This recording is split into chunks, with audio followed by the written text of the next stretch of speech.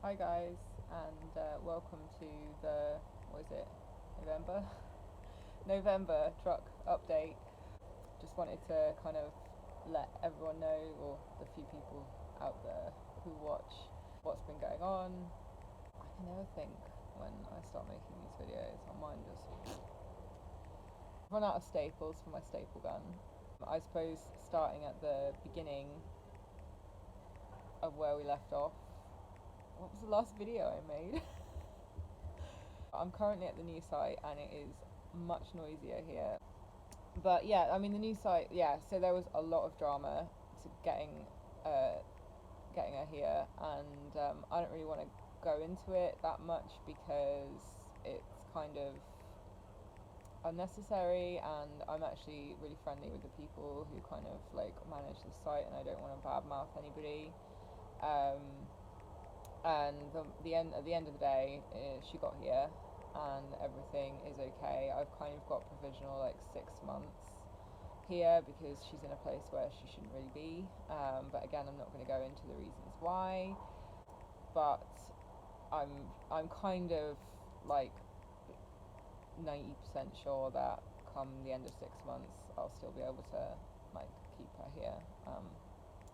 So yeah, and the other really good thing that came about because of that difficult day where I got her moved was that I kind of made a connection with a local like HGV mechanic, and I feel much more confident now after like meeting somebody and like speaking to them, and he was really helpful on the day when all the difficult stuff happened. So I feel like I kind of know where I'm going to send the beast when the time comes for her MOT. So that was a really good thing that kind of came out of everything. I guess the bad part of the reason why the day was really stressful, not the main reason, but like one of the reasons, was that we did actually manage to get her started, and I haven't started her for a while for many reasons. And she did start, and I was really, really happy about that, and everything was ticking over fine. And then we got to the new site, and obviously all the problems happened. And in the time that like I was talking to people and trying to sort everything out, she died. And we couldn't get her started again, and there was lots of black smoke and terrible noises, and it was like really distressing for me. We tried to tilt the cab again, and I feel a lot more confident about tilting her now because I've done it a few times, but she's still quite seized. It was quite difficult and it didn't really help. So yeah, she won't start now, and I know that she won't start, which has kind of lit a bit of a fire up my backside in terms of getting on with the conversion, because I really need to get this sorted out. The HGV mechanic who had towed her to this site was like, don't worry about it, it's probably not going to be a big deal, it's probably just something like you've got algae in the diesel tank which has blocked the filter, and that's why there's so much black smoke. So yeah, that will to be continued on that one. I'm trying not to be negative about it though, and I did have a good call under when she was up on the, I don't know any of the technical language, the rampy thing. She was hitched up at the front. And yeah, she has some rusty bits kind of underneath, and the chassis itself looks like it could use a little bit of work, but it's not the horrific mess that I thought it was going to be. So she's here, she got moved, and I've just been sort of quietly working on her. I'm finding it quite frustrating because like obviously the windows were a huge, that was the last video, wasn't it? It was the windows, I remember now. The windows were a huge thing to like get done, and obviously that was a two-person job because somebody has to hold the window, and I was scared of using the disc cutter and all of that. But actually I did, maybe I'll do like a bit about the second window in a minute, but since having the windows done, I kind of thought, oh, like I can get on with it by myself and it will be fine, and I can do loads of stuff by myself. And it's so difficult, like, because it takes me ages to like figure out what I'm doing, because I don't, so like I'll think like, oh, today I'm gonna like put the battens up, you know, and then I'll literally piss about for 2 days trying to find the right screws, going backwards and forwards from like wicks because I can't find them, and then like, you know, just having to, it's all much more of a process than I initially think. You think I would be learning by now, wouldn't you, really? But I don't. So, and like then even when I think about something like, oh, I'll put the battens up, you know, and then I found like the right screws and the right drill bit, and that's taken me a while. I find that I'm not physically strong enough to put the drill bit through the metal, no matter how hard I try, and I just keep snapping drill bits. So it's really frustrating for me because like I don't like to think of myself as like a weak woman, but my upper body strength is not great. So I had to get Max, even though like Max is obviously really busy at the moment, like I did manage to, well, my dad came out first actually, and did a few, and then Max came out and did the rest just yesterday.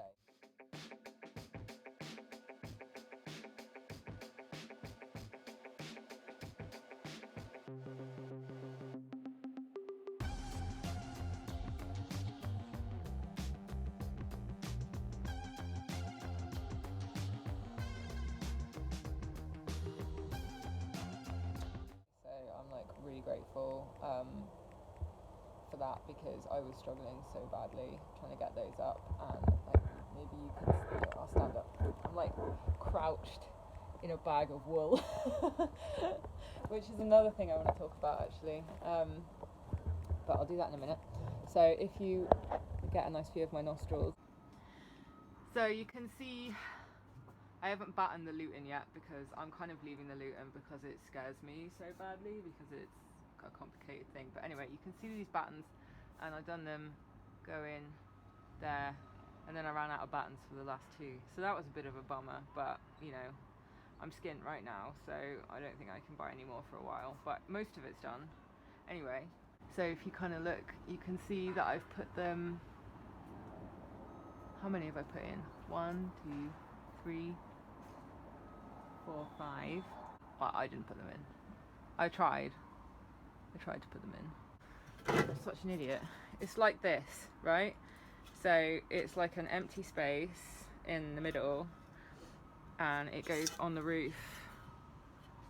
How did it go on the roof? No, it went on the roof that way, right? So I've put screws. Right? Oh, I'm saying I nearly photobombed it. As you were doing that, I was going, hey! Look, could be a star on my YouTube channel, Tony. Hold steady now, I'm already on ours. I put the screws in on these. Bless him. I love him so much.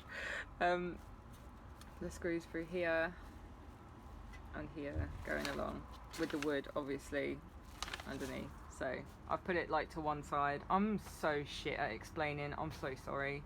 I try. But they've gone up. I struggle to find screws the perfect length because it's actually really scary because because it's the roof, if they're too long and you've like gone up too forcefully, you'll just go straight through the roof. So yeah, that was a bit of a stress. But my dad went up there and looked after we put a few in, looked up on the roof because I still can't fucking climb up there. And he said that it was fine and that they hadn't gone through, and you can like generally feel them with your finger. But anything's possible when it's me. So yeah, I'm going to clad the roof the same way I've clad this wall, and it's going to look really pretty. I'm going to have the cladding running like this way, obviously, because the battens are going that way. Yeah. Right, next. Do you want to hear about the window? Yeah, let's do the window. Oh, but the window's really messy. No, we won't talk about that right now. Let's talk about the other window. The tidy window. The window that went in nicely and not the shit one. Because that one over there was a shit to put in and I fucking hated it. Anyway, you can see that the vapor barrier has gone up here. So like this, the next thing to do at this point is put the cladding on. So the reason why I'm stuck now is because I've run out of staples to staple it up. Obviously when I put the staples in the vapor barrier, I tape over where I've made the hole for the staples, right? Because otherwise, like, I'm not that dumb. You can see the insulation that's like gonna go behind it, and then I'm gonna staple this vapor barrier up onto the battens. And yeah, that's how that's looking right now. Don't want to show you the floor because it's a hideous mess. And then I got my vapor barrier up on this side as well. Going to kind of shaping around the window. I did want to mention, actually, I don't know. So I ended up talking to somebody who's like converting a little, like, I don't know what it is, like wooden cabin on wheels or something. And they're like insulating at the moment, and they had used something called, I can't remember what it's called now, it's like Tyvek something, and it's like a building membrane that you use to, it's like a vapor barrier, but it allows the one-way movement of moisture or something. So like basically it will stop moisture going in. It's amazing. It's like some weird like magic thing, and it's like paper when you touch it. It's like silvery paper, but it lets moisture, I think I've got this right. If I haven't, then like correct me in the comments.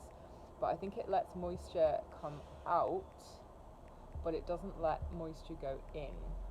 Oh, I'm not sure. I was never good at physics. I'm not sure how that's even possible.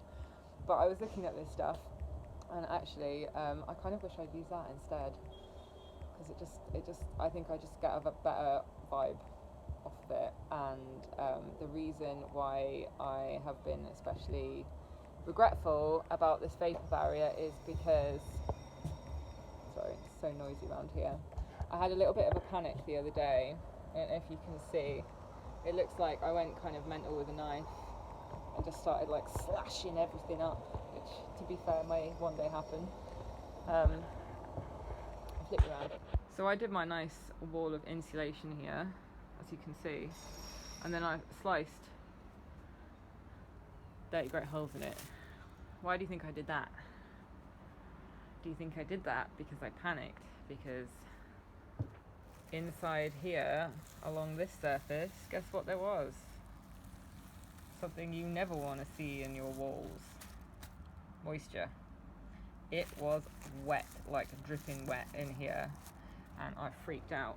And I had a like couple of days where I had a wobbly about it, and I was really trying to think, like, why would this happen? I've like completely sealed the inner with, like, how the hell is literally like the moisture from my breath, now that it's getting colder, enough to like go into the wall as I'm putting it in, and then like I'm sealing it up with the plastic, obviously, and like I really freaked out, and I was thinking, oh my god, like I'm gonna have to get dehumidifiers in here and like all sorts. A couple of days later was that it was just that section of the wall.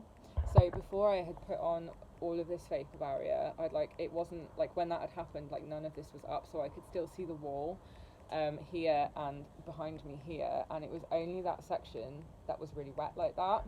Like the rest of it was complete, like there was no condensation on the inside of the bubble wrap at all. So I think what must have happened is that because I've been washing the wool before I've been putting it in the walls, and it has been a tedious task.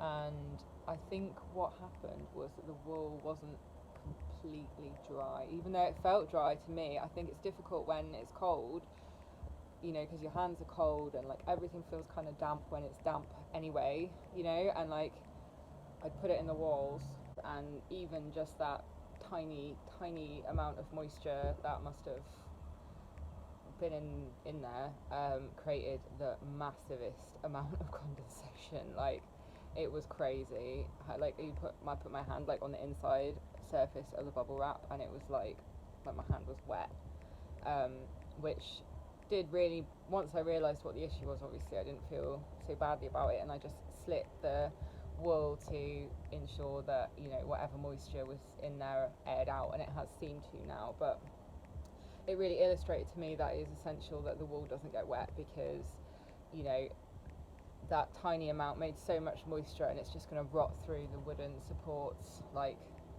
really quickly if there is moisture in there. So with hindsight, I wish I'd used this Tyvek stuff, because I think that that wouldn't have been such an issue if the moisture was allowed to come out. But I have to work with what I've got, because I can't afford to do something else now. So I've just got to be really, really careful to make sure that the wool I'm putting in is completely dry. And I think what I've ended up doing is just using the wool like straight out of the bag, unwashed, because I can guarantee that that's not wet. So, which is kind of like, I'm quite fortunate in that the wool that I got was already skirted and it's fairly clean. It's obviously full of lanolin, but actually that's a good thing because it helps with the water repulsion. But obviously it's got like bits of twig and stuff which I'm having to like pick out as I go along. But that's just the nature of using wool, and luckily it doesn't smell too bad or anything, but it certainly smells more than the stuff that I was using that I've washed. But it's all going to be like fastened in away from hopefully being able to smell it. So I'm not that bothered. Luckily I quite like, I'm not really precious about that kind of thing, and I like the smell of sheep. So now I want to talk about this second piece of shit window that was the worst thing ever to put in, but I managed to get it done. I realised once I had put the frame in and cut the hole that I hadn't actually ever tried the window itself in the frame. I just like completely trusted that it was going to go no problems. So and I don't know if it's because of the way I had to put it in, whether it's like warped the frame slightly, because it is under quite a lot of pressure. Like I've kind of wedged it in various ways that you can't see now because I've covered it with a vapor barrier. The window frame, like the window itself, only just fits, and it's a bit gnarly. Yeah, the issue that I'm having is like up in this corner. You can't really see too well, but I had to fill it quite a lot with CT1 because I really had to cut in to make it fit. She needs some oil. Right. We're open, but you can kind of see here that there's quite a gap between the frame and the outside fiberglass body, and no matter how hard I tried, I could not get that to squeeze in. I don't know why it does that. So that's kind of all I can think about to tell you at the moment. The next steps are going to be finishing the insulation, as I keep saying, and putting the vapor barrier up everywhere, and then insulating the ceiling. And at that point, it a little bit depends on like the progression and the help that I can get. So if I can't get much help after I've done those things, then I will start to do the floor, batten the floor, insulate the floor. I'm not going to build the back floor yet because that's a bit beyond my capabilities, but if I can get help before that, the next huge project is going to be cutting the door. So I was going to cut a door down on this side, and you've seen the door that I'm going to use. So I've got my friend she was a joiner. She's got lots of children now, so time is kind of difficult, but I'm hoping that between us we can hash out some kind of frame for this door and get the door in and get the door cut. And once that's done, that's kind of like once the insulation and the ceiling and the floor and the cladding is done, then and the door, then it's like time to start thinking about the bathroom. Scary stuff like that, and like actually building things inside here and going back to, I'm hoping, like the caravan recyclers and buying things like a gas oven and all that kind of stuff. So it's potentially like going to be difficult for me financially, because I imagine that the next stage is once like all the stuff that I've bought so far I've used up in terms of the insulation, the cladding, the door, blah blah blah, like that's when I'm going to have to start making new purchases. But that's a way off yet. I think I've got my work out for me. I'll be happy if I get the insulation, the ceiling, the floor, and the door done by Christmas. I think that would be really, really great if that could happen, but I'm hesitant about making plans for myself at this point because I never seem to be able to hit them. So we'll see. But I hope that you enjoy watching me faff about and trying to progress and get things done, and yeah, until next time.